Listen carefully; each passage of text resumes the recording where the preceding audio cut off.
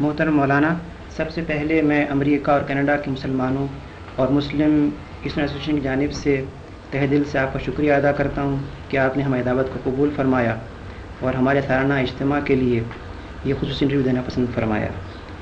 یہ اللہ تعالیٰ کی عنایت و مہربانی ہے کہ شمالی امریکہ میں تحریک اسلامی کی فکر اور خصوصاً آپ کی اور اخوان مسلمون کے رہنماؤں کی تحریرات کی بنا پر تیزی کے ساتھ اسلامی اثرات پھیل رہے ہیں۔ آپ نے ناحضگی طبع کے باوجود جو وقت ہمیں دینا پسند فرمایا ہے، ہم اس کے لیے آپ کے بے انتہا مشکور ہیں۔ امریکہ میں بے شمار حضرات محض آپ کی ایک جھلک اور آپ کے چند کلمات سننے کے لیے منتظر ہیں۔ ان حضرات کی خواہشات پر ہم نے چند سوالات مرتب کیے ہیں۔ ہمیں امید ہے کہ آپ اس سلسلے میں ہمیں رہنمائی فرمائیں گے۔ قرآن کریم رسول اللہ صلی اللہ علیہ وسلم کو داعی اللہ قرار دیتا ہے۔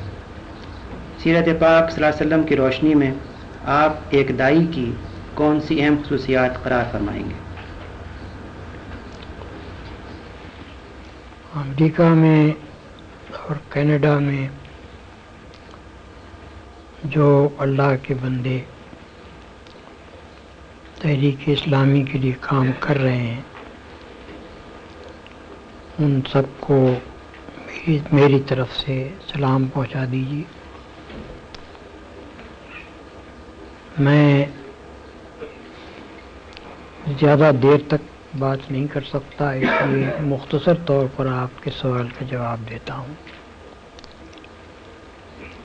قرآن کریم میں ایک آیت ہے جس میں ایک داعی کی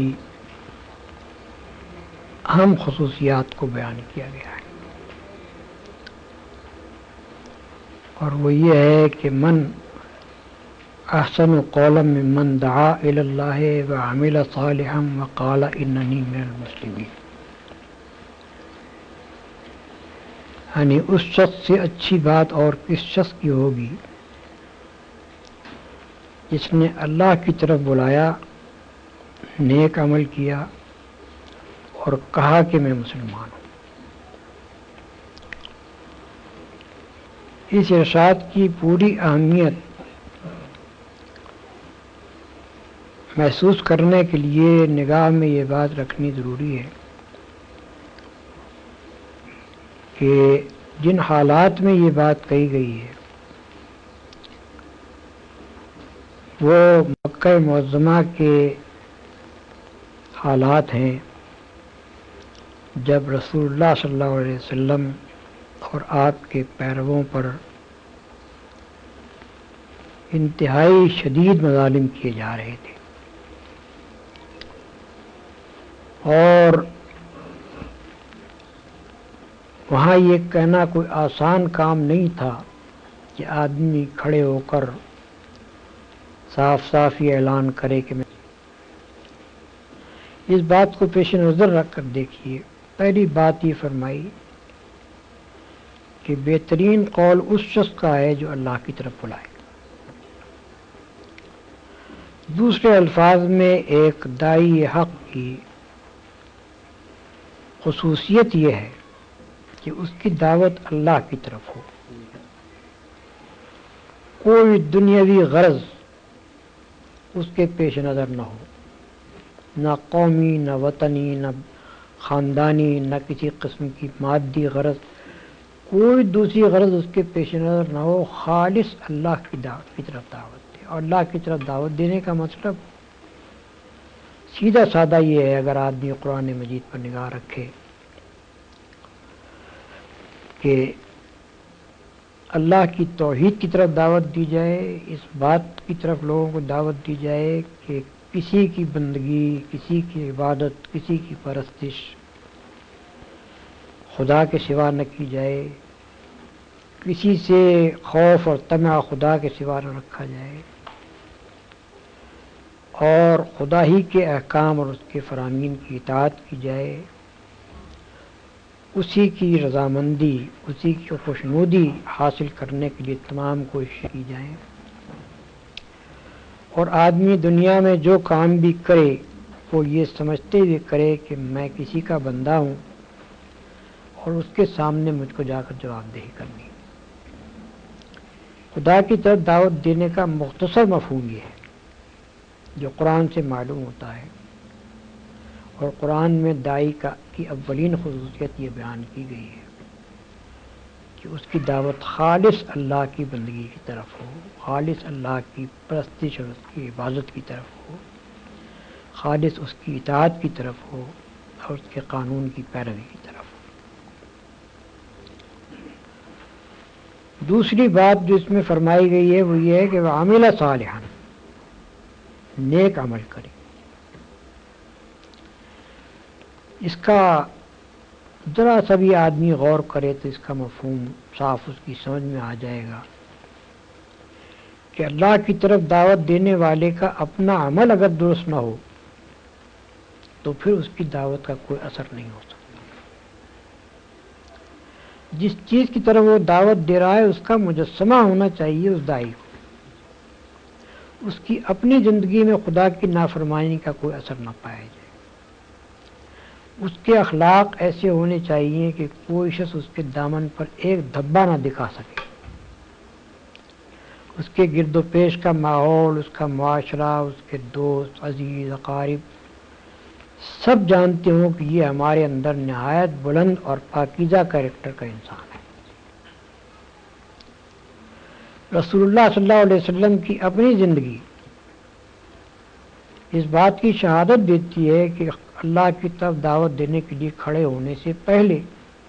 40 سال تک وہ معاشرہ جس میں آپ رہے اس میں کوئی ایک فرد بھی ایسا نہ تھا کہ جو آپ کی بلندی اخلاق کا قائل نہ ہو، آپ کی طاہر اور پاکیزہ زندگی کا قائل نہ ہو۔ اس حد تک لوگ قائل تھے کہ جو آپ سے قریب ترین تھے، جن سے آپ کی زندگی کا کوئی پہلو چھپ نہیں سکتا تھا، وہ اتنے آپ کے معتقد تھے کہ جب آپ نے نبوت کا اعلان کیا تو سب سے پہلے انہوں نے اقرار کیا۔ حضرت خدیجہ رضی اللہ عنہ 15 سال سے رسول اللہ صلی اللہ علیہ وسلم کی زوجیت میں تھی، اور کوئی کم سن عورت نہیں تھی بلکہ رسول اللہ صلی اللہ علیہ وسلم سے 15 برس بڑی تھی۔ اس کے معنی یہ ہے کہ جس وقت آپ نے نبوت کا دعویٰ کیا ہے اس وقت ان کی عمر 55 سال تھی اور 40 سال کی عمر سے وہ آپ کی زوجیت میں تھی۔ ایک ایسی پختہ سن رسیدہ دانشمند عورت جو بیوی کی حیثیت سے اپنے شوہر کے ساتھ 15 سال رہی ہو، اس سے شوہر کا کوئی عیب چھپ ہی نہیں سکتا۔ دنیاوی اغراض کے لیے ایک بیوی اپنے شوہر کے ساتھ تمام اس کے ناجائز کاموں میں شریک ہو سکتی ہے، لیکن اس پر ایمان نہیں لا سکتی۔ پایا آدمی ہے کہ یہ خدا کا رسول ہو سکتا ہے اور ہونا چاہیے۔ تو وہ آپ کی اس حد تک معتقد تھی نبوت سے پہلے کہ جب آپ نے نبوت کا ماجرا ان کے سامنے پیش کیا تو انہوں نے ایک لمحے کا تأمل کیے بغیر اس کو تسلیم کیا۔ اسی طرح دوسرے شخص سیدنا زید بن حارثہ تھے جو غلام کی حیثیت سے رسول اللہ صلی اللہ علیہ وسلم کے گھر میں آئے تھے نبوت سے 15 برس پہلے، اور ان کی عمر اس وقت 15 سال کی تھی۔ جب رسول اللہ صلی اللہ علیہ وسلم نبی مقرر ہوئے ہیں اس وقت وہ 30 سال کی عمر کے تھے۔ اس کے معنی یہ ہے کہ 15 سال ان کو رسول اللہ صلی اللہ علیہ وسلم کے گھر میں رہ کر ہر پہلو سے آپ کی زندگی کو دیکھنے کا موقع ملا تھا، اور وہ اتنے آپ کے معتقد تھے کہ جب ان کے والدین کو، ان کے چچا اور ان کے باپ کو پتہ چلا کہ ہمارا بیٹا فلاں جگہ غلامی کی زندگی بسر کر رہا ہے تو وہ مکہ معظمہ آئے حضور کی نبوت سے پہلے، اور انہوں نے آ کر آپ سے کہا کہ آپ کا بڑا احسان ہوگا اگر آپ ہمارے اس بیٹے کو چھوڑ دیں۔ آپ نے فرمایا کہ میں لڑکے کو بلا لیتا ہوں اگر وہ آپ کے ساتھ جانا چاہے تو میں آپ کے حوالے کر دوں گا، اگر وہ میرے ساتھ رہنا چاہے تو میں ایسا آدمی نہیں ہوں کہ جو میرے ساتھ رہنا چاہے اسے اپنے سے زبردستی الگ کروں۔ انہوں نے کہا کہ آپ نے بہت انصاف کی بات فرمائی، آپ لڑکے کو بلا لیجیے۔ جب حضرت زید آئے ان کے سامنے تو رسول اللہ صلی اللہ علیہ وسلم نے ان سے پوچھا کہ ان لوگوں کو پہچانتے ہو؟ انہوں نے کہا یہ میرے باپ ہیں اور یہ میرے چچا ہیں۔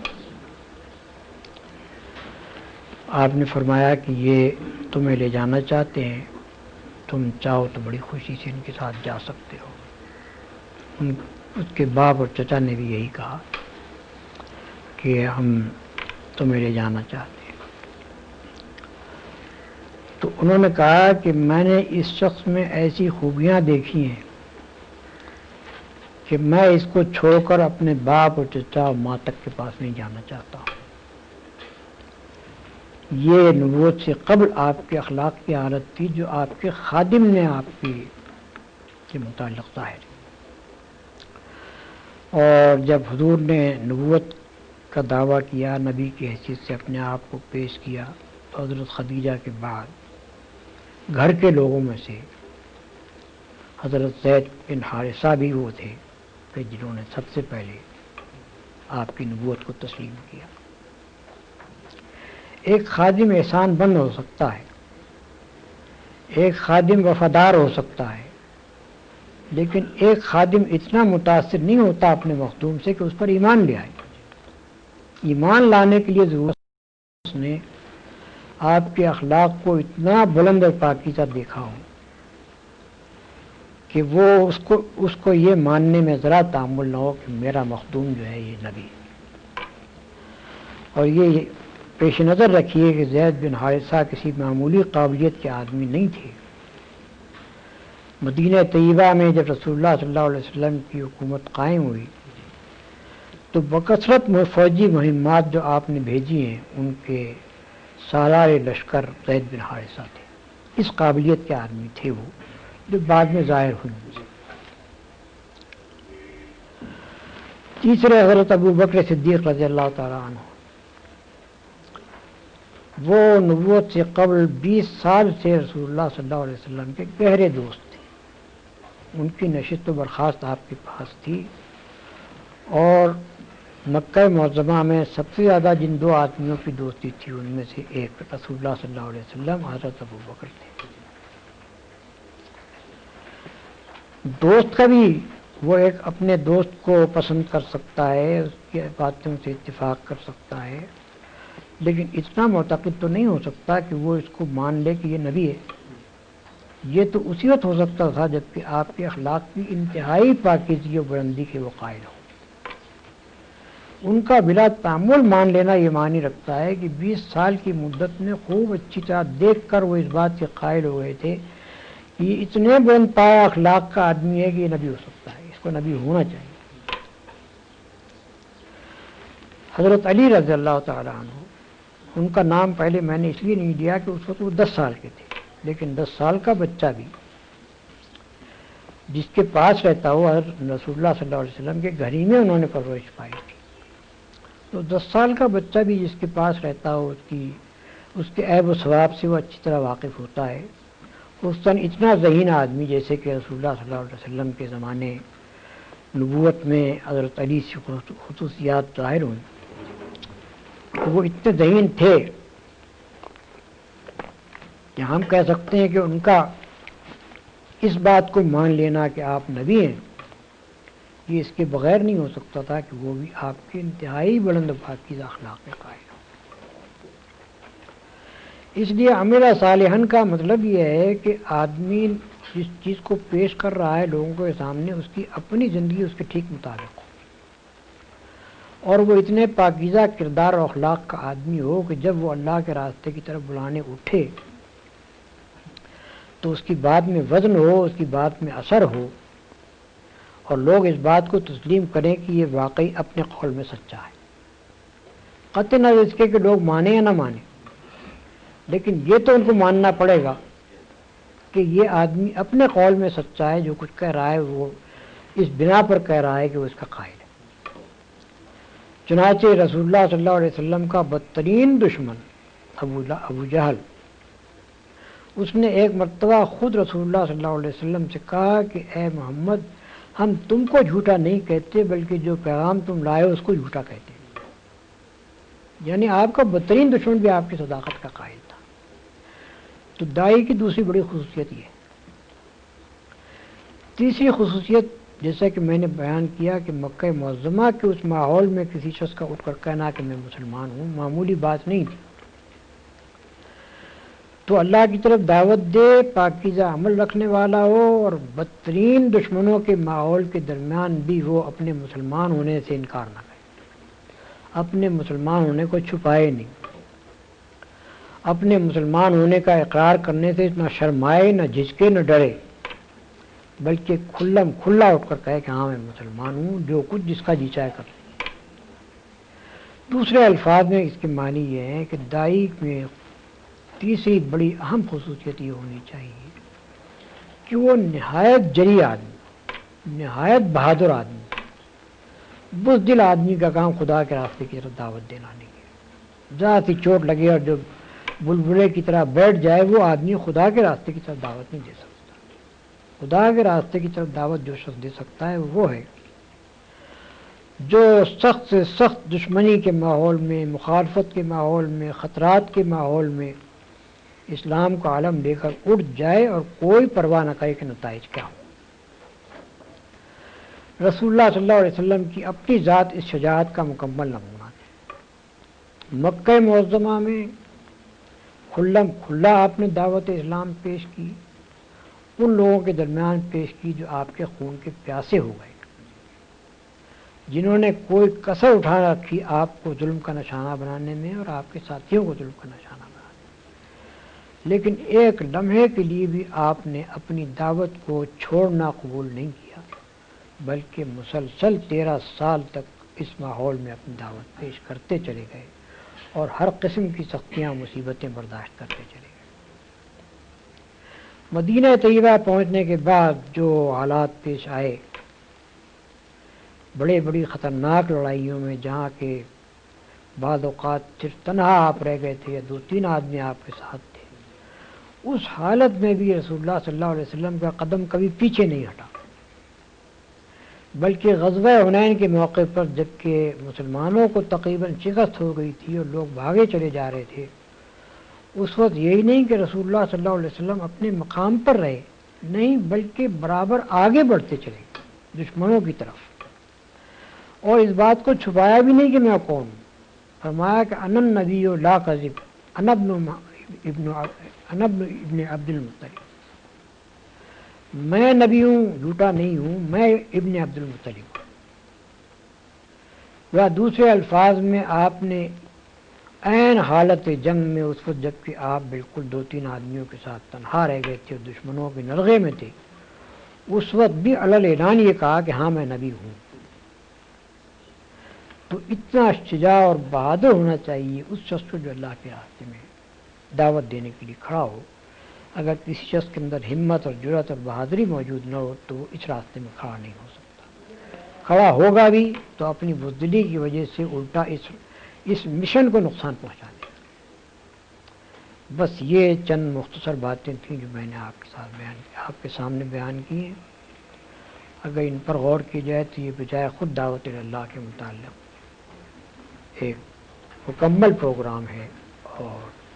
اس کے اوپر جہاں بھی دعوت کا کام کیا جائے یہ 3 خصوصیات آدمی کے اندر ہونی چاہیے۔ بآخر دعوانا الحمدللہ رب العالمین۔ ہم آپ کا بھی انتہا شکریہ ادا کرتے ہیں کہ آپ نے طبیعت کی ناسازگی کے باوجود ہمیں چند لمحات عنایت فرمائے۔ اللہ تعالیٰ آپ کو صحت دے۔ امریکہ کینیڈا کے تمام حضرات دست دعا ہیں کہ آپ نفاذ اسلامی کو اس ملک میں بھی اور تحریک اسلامی کو دیگر ممالک میں کامیاب ہوتے ہوئے دیکھیں۔ آمین۔ اللہ تعالیٰ ان کی دعاؤں کو قبول فرمائے اور ان کو جزا خیر دے۔ بارک اللہ۔